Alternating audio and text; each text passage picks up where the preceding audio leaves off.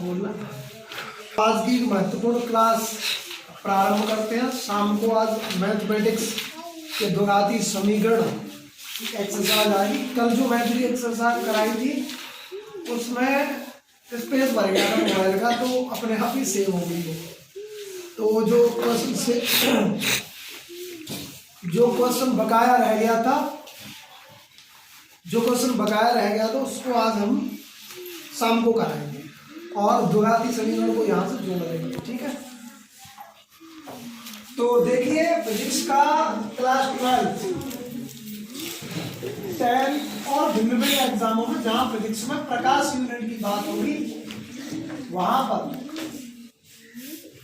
यह चीज बहुत इंपोर्टेंट हो जाती है। ध्यान रखना, दर्पण दो प्रकार के होते हैं, लेकिन मैंने दर्पण को बताया था कि उसके दो तल होते हैं। जब एक तल पर क्या कर दी जाती है, कलई कर दी जाती है, या फिर बोल सकते हैं एक तल को क्या बना दिया जाता है, परावर्तक तल बना दिया जाता है। ठीक है, तो यही बनी हुई व्यवस्था क्या कहलाती है, दर्पण कहलाती है। दो तल होते हैं, एक तल पर कलई कर दें, यानी आप ऐसे समझ लो कि हम आर पर कब देख पाएंगे, जब कोई स्पेस ही नहीं होगा, केवल देख सकते हैं, है ना। लेकिन अगर एक तल को हम क्या करते हैं, बंद करते हैं, एक तल को क्या करते हैं, बंद कर दे, लाल ऑक्साइड तल लेना, तो फिर क्या होगा, एक तल परावर्तक हो जाएगा, तभी हम दर्पण में अपना चेहरा या सब कुछ देख पाते हैं, है ना। तो ये ध्यान रखना, दर्पण दो प्रकार के होते हैं, समतल और गोलीय दर्पण। समतल में कोई इतना यूज नहीं है, क्योंकि उसमें न तो वस्तु बड़ी नजर आती, ना छोटी नजर आती, जैसी है वैसी की वैसी नजर आती है। ठीक है, लेकिन गोलीय दर्पण में दो प्रकार के दर्पण होते हैं, एक अवतल और एक उत्तल। उत्तल दर्पण में समझ लें, इसका एक सिरा कैसा हो, उभरा हुआ हो, कैसा हो, उभरा हुआ सिरा हो। भाई अवतल दर्पण में वस्तु मैंने कहा बड़ी नजर आती है, वस्तु कैसी नजर आती है, वस्तु का मतलब वस्तु तो है ही, लेकिन वस्तु का प्रतिबिंब बड़ा नजर आता है, वस्तु का प्रतिबिंब। ठीक है, अवतल में वस्तु बड़ी नजर आती है, ये समझ लेना। ठीक है, दूसरी बात इसी में, अवतल दर्पण में वस्तु कैसी नजर आती है, छोटी नजर आती है। एक स्टेज में जरूर वस्तु यहाँ, एक स्टेज में जरूर वस्तु कैसी नजर आएगी, बड़ी नजर आएगी, अन्यथा की स्थिति में यार बताएंगे उन चीजों को, लेकिन आप छोटी छोटी चीजों को समझें, परिभाषा बनाने की चेष्टा करें कि अवतल दर्पण कैसा, ऐसा दर्पण जिसका एक सिरा कैसा हो, उभरा हो, एक सिरा कैसा हो, उभरा हो, तो दर्पण की यही व्यवस्था क्या कहलाएगी, अवतल दर्पण कहलाएगी। ठीक है, अच्छा अब बात आ जाती है, इसका एक सिरा कैसा हो, दबा हुआ हो, कैसा हो, दबा हुआ हो। ठीक है, इसका उभरा हुआ हो। भाई कोई एक चीज अगर तुम्हें आती है तो दूसरी इसका विरोधाभास है ना, दूसरा उसका उल्टा होगी, विपरीत होगी, है ना। तो अवतल दर्पण में एक सिरा उभरा रहता है, एक सिरा दबा हुआ, इसमें एक सिरा क्या होगा, दबा हुआ रहेगा, कैसा रहेगा, दबा हुआ, दबा रहेगा, तभी वस्तु कैसी नजर आएगी, छोटी नजर आती है। कैसी नजर आती है, क्या आप इतनी सी बात समझ पाए हैं।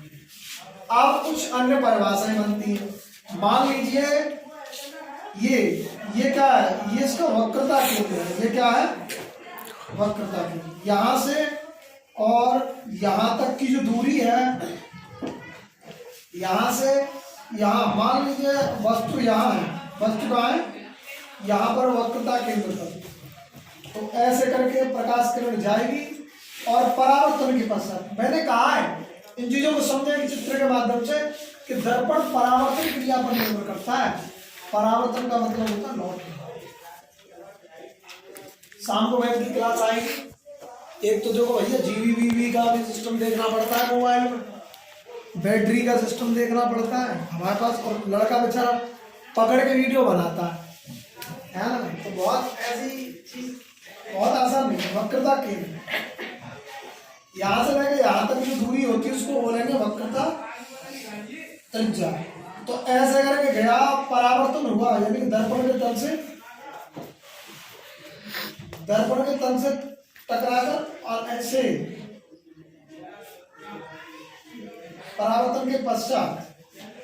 परावर्तन के तो ये किरण कौन सी है? आपतित किरण है। देखो, और परावर्तन हुआ है, लौट रही इसी माध्यम में, तो परावर्तन क्रिया पर निर्भर है कि नहीं? ठीक है। तो यहाँ पर जिस बिंदु पर ये टकराएगी वो हो जाएगा फोकस बिंदु। ध्यान रखना, ABCD में जहां पर कैपिटल लेटर बनते हैं, बड़े अक्षर बनते हैं, वो बिंदु वाले होते हैं। क्या होते हैं? बिंदु वाले। दूरियां जो होती हैं, दूरियां को जो मापन होता है वो छोटे लेटर हो सकते हैं, चांस में रहते हैं ज्यादा छोटे, है ना? आप समझे इस बात को। तो यहां से लेके यहां तक की दूरी वक्रता त्रिज्या R हो गई, कैपिटल R। त्रिज्या विशेष चीज है, ध्यान रखना, है ना? ये क्या है? ये वस्तु की दूरी है यहां से लेके यहां तक। बात समझ लीजिए, पहले समझ लो, ये फोकस बिंदु है, कैपिटल F से प्रदर्शित करेंगे, और यहां से लेके यहां तक स्मॉल f है, इसका मतलब ये फोकस दूरी है, फोकस दूरी है। हाँ भाई, ठीक है। इसको ऐसा कर देता हूँ, बड़े चित्र के रूप में ही सारी चीजें नोट कर है ना भाई? इतना तो आप समझ ही गए है ना? दो प्रकार का मैं अब तक दर्पण के बारे में करा रहा था, इसको एक बड़े चित्र के अनुसार चीजें करा देते हैं ना। आप ऐसे समझे, ये आप इसी से समझ लें बराबर वो है। तो कौन सा दर्पण के बारे में पढ़ा रहा हूं मैं? अवतल दर्पण। अब ऐसी यार क्या है ना? और यहां से लेके यहां तक की जो दूरी है वक्रता त्रिज्या, इसको कैपिटल R से कर देते हैं, वक्रता त्रिज्या। वक्रता त्रिज्या, ध्यान रखना। वक्रता त्रिज्या क्या होगी? वस्तु से और ये ध्रुव की दूरी, ये क्या है? ध्रुव है। ये क्या है? यानी दर्पण का मध्य बिंदु, ये क्या कहलाएगा? ध्रुव कहलाएगा। ठीक है। यहां से लेके यहां तक की दूरी वक्रता त्रिज्या होगी। इसके बाद में और यहां से लेके यहां तक इसको बोलेंगे मुख्य। ध्यान रखना, वक्रता त्रिज्या इस प्रकार की है। तो यहां से लेके यहां तक की बात करेंगे, इसको बोलेंगे मुख्य अक्ष। मुख्य अक्ष दोबारा समझ लीजिए, केंद्र से ध्रुव तक की दूरी को क्या बोलेंगे? वक्रता त्रिज्या। और ध्रुव से केंद्र तक की दूरी क्या हो गई? मुख्य अक्ष। इधर से है ना, जैसा नाम है वहां से वहां जाना है ना। अच्छा, यहां से यहां तक की जो ये वक्रता केंद्र पर क्या बन रही है? ये वस्तु है। ये क्या है? तो यहां से लेके यहां तक की जो दूरी है वो हो गई है वस्तु की दूरी। क्या? वस्तु की दूरी। ठीक है ना? अगर वस्तु यहाँ है तो उसके मध्य बिंदु में आप ऐसे समझ रहे हैं। ठीक है, ऐसे ये वक्रता क्या गई है? ये किरण गई है, आपतित किरण गई है। परावर्तन के पश्चात यहाँ पर एक बिंदु प्राप्त होता है, इसको बोलते हैं फोकस बिंदु, कैपिटल फोकस बिंदु। ठीक है। और यहां से लेके यहां तक की दूरी है वो क्या है? फोकस दूरी। और वक्रता त्रिज्या, अगर ये केंद्र हो गया तो वक्रता त्रिज्या होगी, फिर दूरी वही हो जाती है। ठीक है। तो यहां से लेके वक्रता केंद्र और वक्रता त्रिज्या का जो फॉर्मूला है वो F/2, ये एक सूत्र ये हमें मिलना होता है यहाँ से। ठीक है। यहाँ अगर वक्रता त्रिज्या है तो यहाँ से लेके यहाँ तक की दूरी क्या होगी? वक्रता त्रिज्या। लेकिन गई कहाँ से? किधर ओर से? केंद्र से गई है, केंद्र से ध्रुव की ओर गई है। ठीक है। मुख्य अक्ष की बात करेंगे, वो ध्रुव से केंद्र की ओर आ रहा है। ठीक है। अगर यहाँ त्रिज्या हो गई तो ये वस्तु हो गई। ये क्या हो गई? यहाँ से लेके यहाँ तक की दूरी वस्तु। ठीक है, बाद में समझाएंगे वो। अब फॉर्मूला समझ लीजिए, 1/f बराबर 1/v प्लस 1/u, 1/u। इधर आप ध्यान देंगे कि ये फोकस दूरी है, f का मतलब फोकस दूरी। ये समझने के लिए अभी यहाँ से प्रश्न केवल आगे प्रश्न आने के चांसेस रहते हैं, या पूछ सकता है कि भिन्न भिन्न परिभाषाओं को बताओ कि ध्रुव क्या होता है, फोकस बिंदु क्या होता है। फोकस बिंदु परावर्तित किसी वस्तु के समांतर, मुख्य अक्ष के समांतर जब कोई किरण जाती है तो परावर्तन के पश्चात जिस बिंदु पर बनती है उसको फोकस बिंदु कहते हैं। फोकस दूरी ध्रुव से लेके और फोकस बिंदु तक की दूरी फोकस दूरी हो जाती है, ठीक है। तो ये एफ स्मॉल है फोकस दूरी, और बस वी जो होता है वो होता है प्रतिबिंब, प्रतिबिंब की दूरी, और यू हो जाता है वस्तु की दूरी। आप इतनी सी बात समझ पाए? दोबारा फिर सुन लो। गोली दर्पण दो प्रकार का होता है, अवतल और उत्तल। अवतल दर्पण में सिरा एक भाग कैसा रहता है, उभरा रहता है, परावर्तन का काम करता है, ठीक है। और उत्तल दर्पण में वस्तु का सिरा दबा रहता है, ठीक है। और कुछ अन्य परिभाषाओं के बारे में देखो, ध्रुव क्या होता है, ये ध्रुव होता है, ये फोकस बिंदु होता है, ये त्रिज्या हो गई अगर यहाँ वस्तुमान में तो ये ऐसे समांतर में परावर्तन के पश्चात अब ये समझ लीजिए यहाँ से लेके यहाँ तक, यहाँ से लेके यहाँ तक ये वस्तु बन गया। तो यहाँ से लेके यहाँ तक वस्तु की दूरी, प्रतिबिंब की दूरी हो गई, ये वस्तु की। देखिए ये वस्तु है और वस्तु को हमने दर्पण में ऐसे देखा तो प्रतिबिंब कैसा नजर आया, देखो नीचे नजर आ रहा है, इसका मतलब इसके उल्टा हो गया है ना। इसका क्या हो गया, उल्टा। तो इसलिए कहा जाता है कि प्रतिबिंब कैसा नजर आता है, इसमें वास्तविक प्रकृति के आधार पर वास्तविक हुआ उल्टा नजर आता है। हालांकि यह समझने वाली जो चीज है आगे प्रश्न से समझ में आएगी तुम्हारे। अभी मैं छोटी छोटी चीजों से तुम्हें जोड़ रहा हूँ, है ना। ये मुख्य साथ त्रिज्या हो गई, यहाँ से मैं यहाँ तक, ठीक है। ये मुख्य अक्ष हो गया। ये फॉर्मूला दर्पण का है, इसका है दर्पण का। अब चीज नोट ये करनी है कि देखो वस्तु यानी अवतल दर्पण के अगर इसको मुख्य अक्ष, ये ध्रुव है तो ध्रुव के अगर हम ऐसे देखें तो इधर जो जितनी भी चीज बनेगी वो सब कैसी होंगी, नेगेटिव। कैसी होंगी, नेगेटिव। दोबारा फिर सुन लीजिए, यहाँ अगर इसको हम ऐसे केंद्र मान लें, मुख्य बिंदु मान लें, मूल बिंदु मान लें, तो इधर बनने वाली चीजें कैसी होंगी, नेगेटिव। कैसी होंगी, नेगेटिव। इधर बनने वाली चीजें कैसी होनी है, सब नेगेटिव होंगी। इसका मतलब है अवतल दर्पण में फोकस दूरी भी नेगेटिव होगी, वस्तु की दूरी भी नेगेटिव होगी, और प्रतिबिंब की दूरी भी कैसी होगी, नेगेटिव। आप इतनी सी बात समझ पाएंगे, एक चित्र के माध्यम से आप इन चीजों को समझ पाएंगे, ठीक है। अच्छा, अब इनको न्यूमेरिकल कराएंगे तो तुम्हारे समझ में आराम से आ जाएगा, ठीक है। तो ये कुछ परिभाषाएं थी, इनके कुछ फॉर्मूले थे, ये मैंने तुम्हें कराया। अब इसकी प्रकृति बता देते हैं, प्रकृति कैसे बनेगी वो समझ लीजिए, प्रकृति में क्या होगा वो समझा देंगे, ठीक है। सबको बता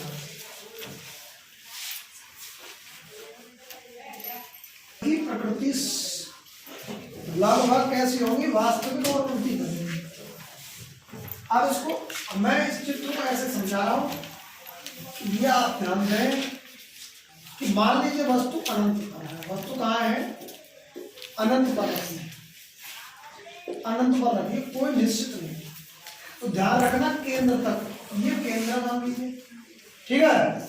तो केंद्र से अगर वस्तु जितनी दूरी पर होगी तो प्रतिबिंब कैसा नजर आएगा, उतना ही छोटा नजर आएगा वस्तु का प्रतिबिंब। प्रतिबिंब कैसा नजर आएगा, छोटा नजर आएगा। प्रतिबिंब कैसा नजर आएगा, छोटा नजर आएगा। केंद्र पर आ जाएगा वस्तु, मान लीजिए वस्तु यहाँ रख दी है, यहाँ रख दी है। अगर केंद्र पर वस्तु आ गई है, केंद्र का मतलब वक्रता त्रिज्या की इधर से दूरी बराबर हो गई। इसका मतलब है, आप समझे मैं क्या बताने की कोशिश कर रहा हूं, केंद्र से अगर वस्तु इधर रखी हुई है, वस्तु का मतलब यू, केंद्र से अगर वस्तु इधर रखी हुई है तो प्रतिबिंब कैसा नजर आएगा, वास्तविक वो उल्टा तो होगा ही होगा, वास्तविक वह उल्टा होगा। अवतल दर्पण का, ये कौन सा दर्पण है? अवतल, ठीक है। तो प्रतिबिंब कैसा नजर आएगा? छोटा नजर आएगा। अगर वस्तु केंद्र पर रख दी जाए, प्रकृति बता रहा हूं, क्या बता रहा हूं, प्रकृति बताइए आप, ठीक है। अगर वस्तु केंद्र पर है, केंद्र का मतलब इधर की दूरी और इधर की कैसी हो जाएगी? बराबर। इसका मतलब वस्तु की दूरी और प्रतिबिंब की दूरी कैसी होगी? बराबर। और केंद्र से मैं इधर चलता चला जाऊंगा तो प्रतिबिंब इधर बनता चला जाएगा, यानी कि वस्तु अगर ऐसे चलेगी प्रतिबिंब ऐसे होगा, वस्तु इधर होगी प्रतिबिंब ऐसे होगा, ठीक है। तो अगर मैं वस्तु इधर ले गया तो प्रतिबिंब इधर आ जाएगा। इस स्थिति में क्या होगा? वस्तु से प्रतिबिंब कैसा होगा? अधिक होगा। क्या होगा? अधिक होगा।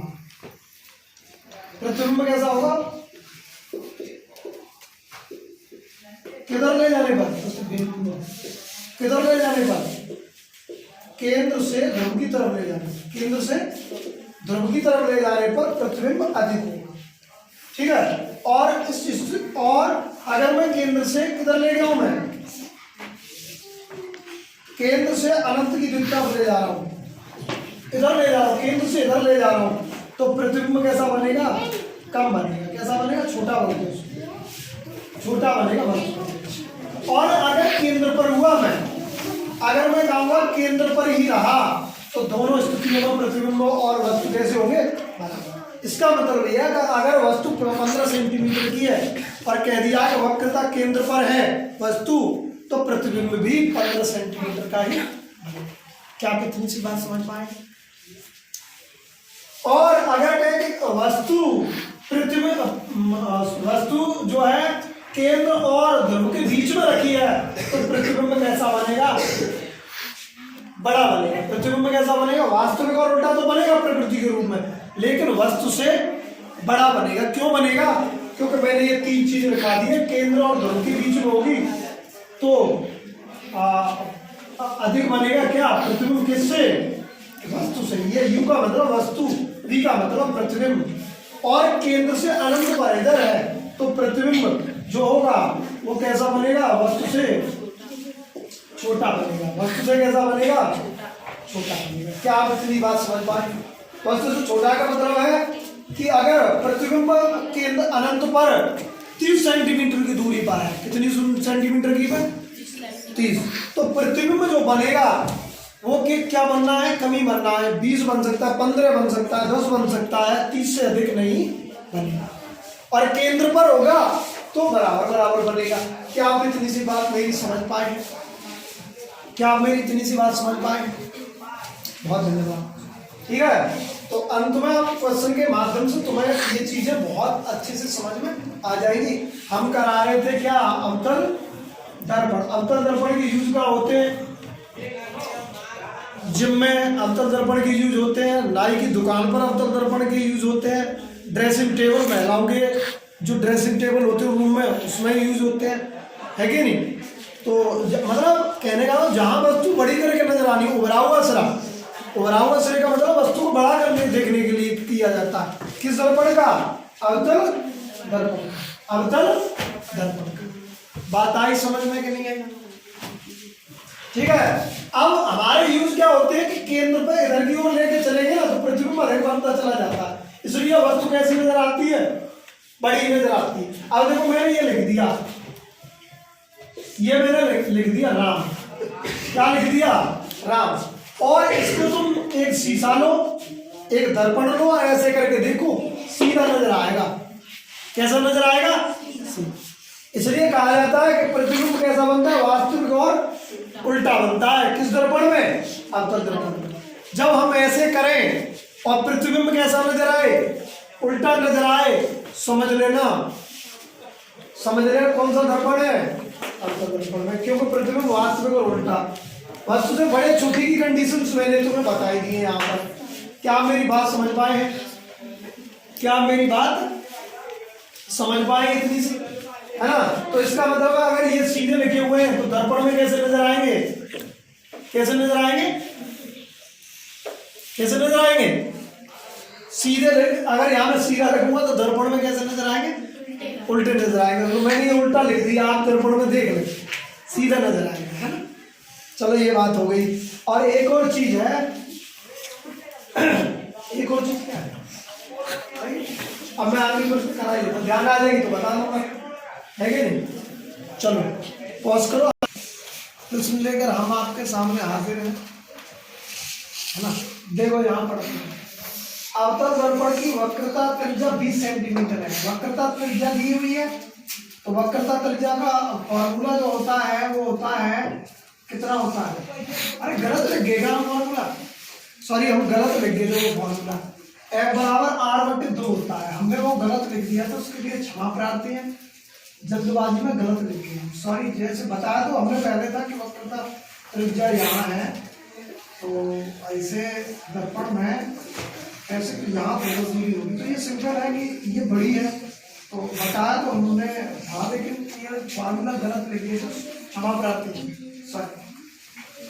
तो ये फोकस दूरी पता नहीं है यहाँ पे। अब तक दर्पण दिया है, अब तक दर्पण में ध्यान रखना तीनों चीज कैसी बनेंगी, F का मान भी नेगेटिव होगा, V का मान भी नेगेटिव होगा, U का मान भी नेगेटिव होगा। क्यों होगा मैंने बता दिया है कि अगर इसको मूल बिंदु मानते हैं और इधर बनने वाली चीजें सारी कैसी होगी, नेगेटिव होगी। कैसी होगी, चलो तो F बराबर R/2 वक्रता त्रिज्या का फॉर्मूला लगा देंगे, तो F का मान निकालेंगे, कितना आ गया 20/2, इसका मतलब कितना हो गया 10 सेंटीमीटर। F का मान कितना निकल के आ गया -10 सेंटीमीटर। माइनस अपने आप लगाएंगे ना, क्यों, अब तक आगे दर्पण से 20 सेंटीमीटर दूरी पर स्थित वस्तु, दर्पण से कितने सेंटीमीटर दूरी पर स्थित वस्तु है 20 सेंटीमीटर। इसका मतलब U का मान कितना है -30 सेंटीमीटर। अब तक अदरवाइज वस्तु का प्रतिबिंब ज्ञात करना है, वस्तु का क्या ज्ञात करना है, V का मान ज्ञात करना है। अगर यहाँ तो केवल V का मान ज्ञात करना है, पूछ सकता है F का मान ज्ञात करो, तो F का मैंने कर ही दिया, और मेरा गलती से गलत लग गया है, होता है कितना, ऐसा है ना, तो गलती मनुष्य। आगे तो अब इसमें अगर पूछने की वो आगे प्रश्नों को बढ़ाता तो पूछ सकता था प्रकृति भी ज्ञात करो। क्या ज्ञात करो, प्रकृति भी ज्ञात करो, ठीक है। पहली चीज तो ये उसने प्रतिबिंब पूछा, दूसरा पूछ सकता तो प्रकृति ज्ञात करो, तीसरा पूछ सकता था कि आरेख बनाइए, क्या बनाइए, आरेख बनाइए। तीन चीजें ही वो पूछ सकता था। कितनी चीजें पूछ सकता था, और एक और फॉर्मूला में यहाँ लिख देता हूँ, आवर्धन भी पूछ सकता था। क्या पूछ सकता था, आवर्धन। आवर्धन ध्यान रखना दर्पण में नेगेटिव होता है, कैसे होता है, M का मान। चलो इसका फॉर्मूला होता है M बराबर माइनस के V अपॉन U होता है, माइनस के V अपॉन U। अगर ऊंचाई की बात होती तो I upon O upon U, I upon O, ये फॉर्मूला हो जाता है। चलो इसके बाद में करेंगे, पहले एक चीज कर लेते हैं। प्रश्न एक है लेकिन यहां से ये चार चीज सीखनी है। प्रश्न कितना है, एक है, लेकिन यहां से कितनी चीज सीखनी है आपको बेटा, चार चीज सीखनी है। तो कोई बात नहीं, आप सीखें।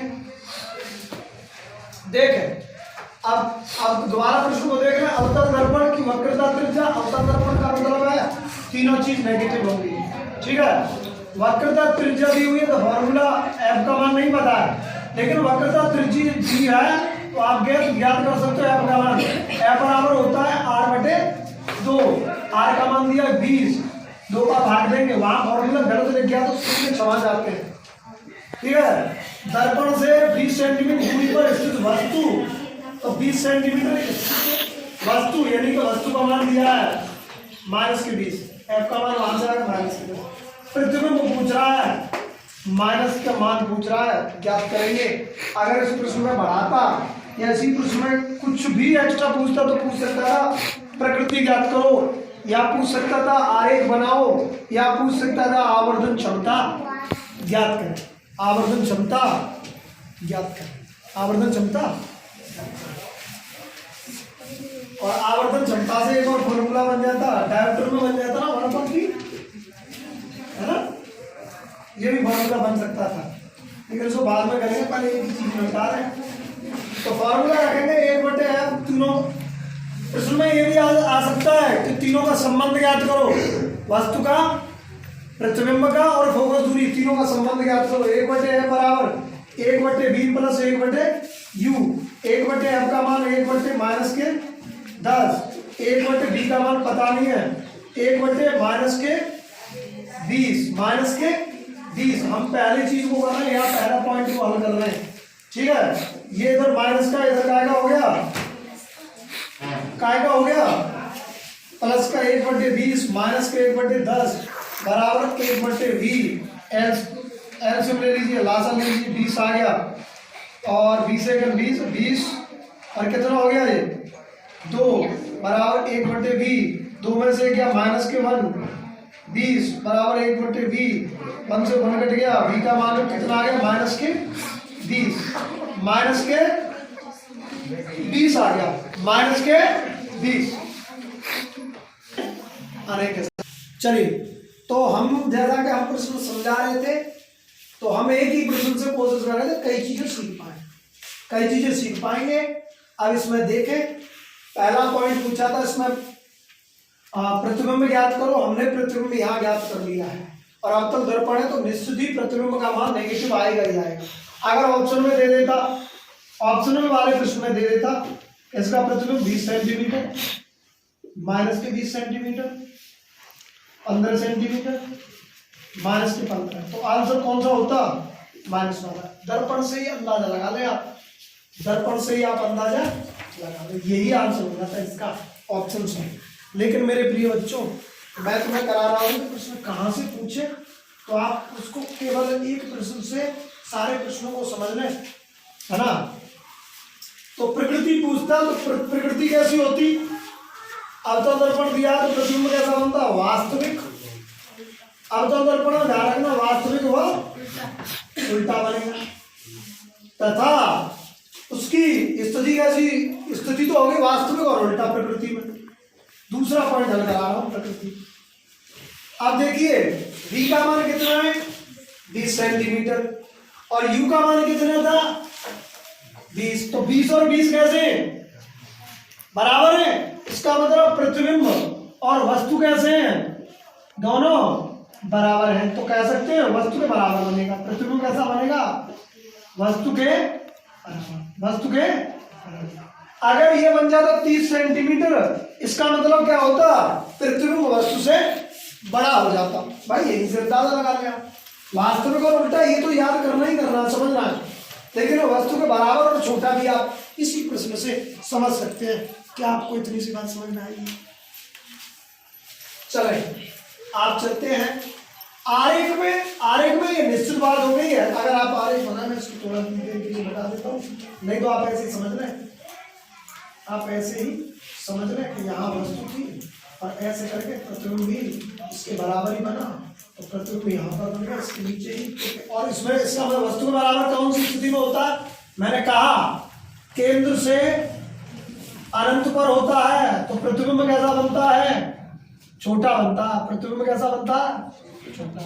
और केंद्र से ध्रुव की ओर होता है, तो प्रतिबिंब कैसा बनता है, बड़ा बनता है। कैसा बनता है, बड़ा। और बिल्कुल केंद्र पर हो तो प्रतिबिंब कैसा बनेगा, बराबर बनेगा। वस्तु को बराबर बनाए तो आरेख में हम क्या बना सकते हैं कि वस्तु जो होगी, वस्तु और प्रतिबिंब दोनों कैसे होंगे, एक सीध में केंद्र पर स्थित होंगे। किस पर स्थित होंगे, केंद्र पर। यहीं से आप ऐसा फोकस दूरी भी बनाते हैं, कितना वो 20 है तो ये आधा बना दें, एफ का मान कितना हो गया, 10 सेंटीमीटर। कैसा हो गया, तो आप इस अब तक दर्पण के आरेख को भी आप बना सकते हैं। क्या आप इतनी सी बात समझ पाए? तीसरा पॉइंट, क्या आप तीसरा पॉइंट समझ पाए?